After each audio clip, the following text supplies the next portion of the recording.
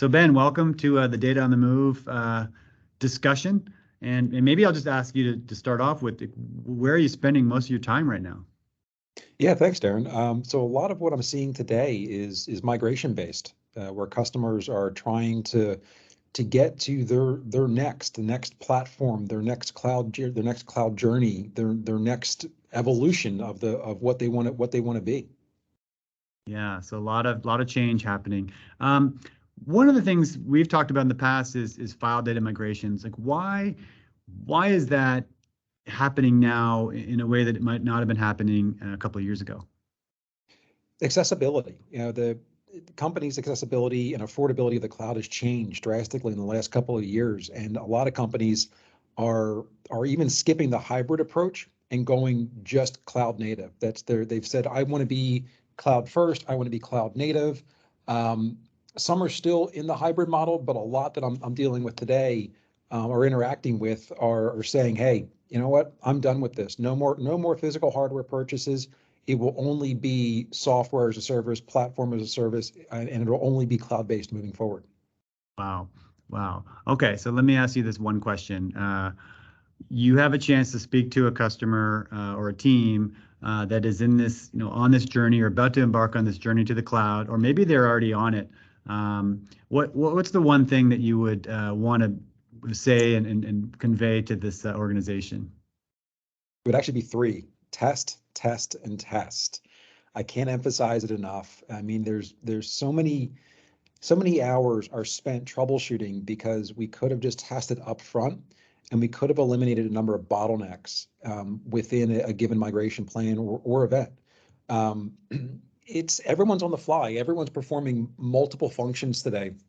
And a lot of what I see is where a configuration change has been made, or a network path has been changed, or a new circuit's been added, or firewalls have been added, security measures have been increased, and maybe it wasn't communicated, or it was one of the 400 pieces of mail in your inbox that you haven't read yet, saying, hey, we've changed this route, or we've added these measures, and you got to put an exception in.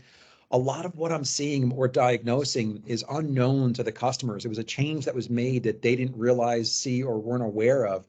And it's actually significantly impeding their migration events by taking something that should be moving data at hundreds of files per second, or 5, 10, 20 gigabits per second, and it's actually moving at a crawl. We're talking 1 and 2 files per second, or even 1 megabit per second or less. And when you're saying I've got bandwidth up to 20 gigabit, and I'm using less than 1 megabit, why? What's going on? What's happening?